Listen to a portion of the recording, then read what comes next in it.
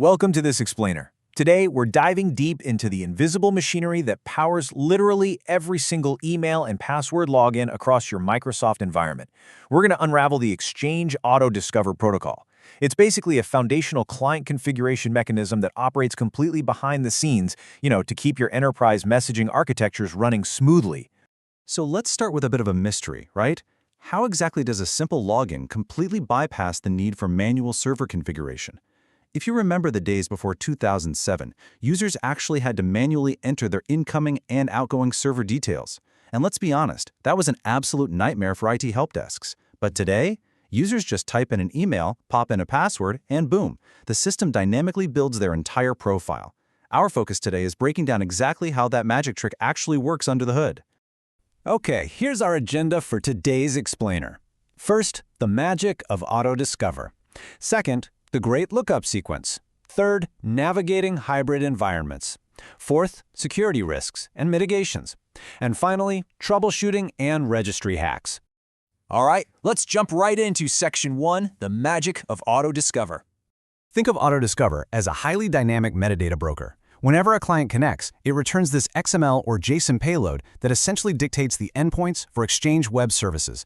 This is what powers your calendar, free/busy lookups, and those out-of-office messages we all rely on. It points the client directly to the offline address book, enables MAPI over HTTP for your modern desktop clients, and even provisions ActiveSync for mobile devices. The coolest part? It completely abstracts the physical database location. So if an admin decides to migrate a mailbox to a totally new server, the user literally never even notices. It's completely seamless. Moving right along to Section 2, the great lookup sequence. Now, there's a pretty fundamental difference between the traditional lookup sequence and modern ones. Legacy clients, along with standard domain-joined machines, they start their hunt by querying Active Directory locally. But modern Microsoft 365 click-to-run builds, they skip that on-prem latency entirely. Instead, they execute what's called an Office 365 priority check. They query the cloud endpoints immediately to see if the mailbox lives in Microsoft 365. Now, this is incredibly fast, but you've got to be careful here. If a user has a personal Microsoft subscription that matches their corporate email, this priority check can sometimes trigger these endless, super confusing authentication prompt loops. So let's break down how a standard lookup sequence actually builds out. First up, the client queries Active Directory for a service connection point, or SCP object. If it happens to be a non-domain joined machine, or, the SCP query just fails, it moves right to Step 2. That's where it tries to build an HTTPS URL from the root domain of the email address. And if that fails, well, it pushes on to Step 3, the Autodiscover subdomain check. This is where it's looking for something familiar, like autodiscover.company.com. But what if those initial primary lookups fail? While the client is smart, it performs a series of fallback maneuvers. First, it might check for a local XML file right there on the machine. Then, it'll try an unauthenticated HTTP redirect probe on port 80. If it's still striking out, it queries DNS for an SRV record, specifically checking for _autodiscover_TCP. Finally, if absolutely all else fails, it hits the Microsoft 365 Cloud endpoint as a sort of last-ditch failsafe to grab that configuration payload. Let's shift gears to Section 3, navigating hybrid environments. Now, we really have to ask, what happens when the on-premises server gets queried, but it doesn't actually hold the mailbox because, say, the user's been migrated up to Microsoft 365? Well, when this happens, the on-prem Exchange server basically flags the user as a mail user rather than a local mailbox. It reads the specific attribute called the target address, which usually looks something like user@tenant.mail.onmicrosoft.com. It then seamlessly issues an HTTP 302 redirect. Essentially, it's telling the client, hey, I don't have this mailbox, but just follow this path to the cloud. And just like that, it seamlessly routes the user straight to Microsoft 365. Now, depending on your organization's specific hybrid topology, your public DNS has to be pointed very carefully. If you have all your mailboxes on premises, or you're running a mixed environment, your DNS absolutely must point to your on-premises server so it can act as the traffic cup. You only flip that DNS record to point directly to Exchange Online, specifically autodiscover.outlook.com, when literally 100% of your mailboxes are fully migrated to the cloud. All right, on to Section 4, security risks and mitigations. Okay, consider this staggering issue known as the Great Leak vulnerability, which was researched extensively by Guardicore. If a client's lookup fails on those secure, expected endpoints, a pretty flawed back-off algorithm in some third-party clients kicks in. It actually removes the company's subdomain and fails upward, querying generic top-level domains, or TLDs, like autodiscover.com or autodiscover.co.uk. Well, attackers caught on to this and started registering these exact generic domains.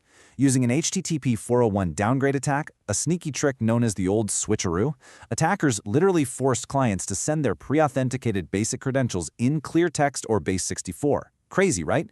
Hundreds of thousands of credentials were leaked exactly this way. We also absolutely have to talk about the proxy shell SSRF flaw.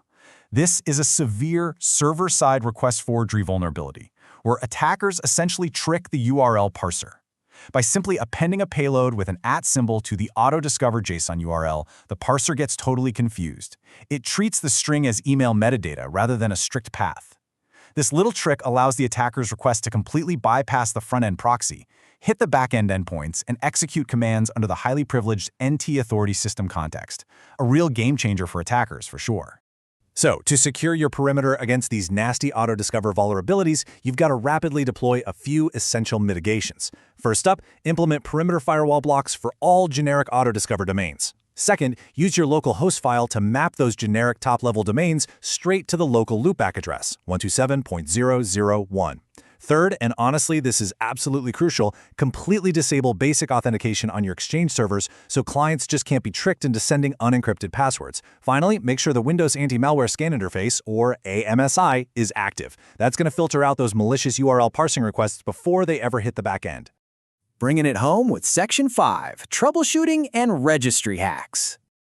For all the admins out there, there are several critical registry keys you can use to firmly override default behaviors and really speed up client routing.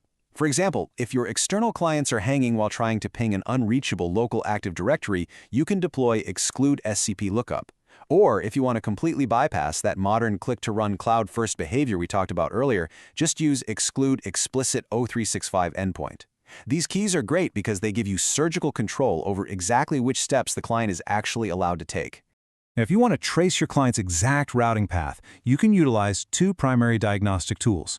The Microsoft Remote Connectivity Analyzer, or RCA, is a fantastic web-based tool for simulating external client routing and checking your SSL certificates. But internally, you can actually use the hidden auto-configuration utility right inside Outlook. All you do is hold down the Control key, right-click the Outlook icon down in your system tray, and select Test Email Auto-Configuration. The Log tab there will show you literally every single step your client took and exactly where it failed in real time. It's incredibly useful. So, I'm going to leave you with this provocative challenge to think about. Are you absolutely certain where your Autodiscover routing is sending your credentials right now? This whole protocol is built on automated trust, but as we've just seen, that trust can easily be manipulated. Take the time to audit your own environment's Autodiscover routing. Update your DNS, lock down that basic authentication, and seriously secure your posture before your users, or worse, attackers, find the gaps in your invisible metadata broker. Thanks so much for joining me on this explainer, and as always, stay curious.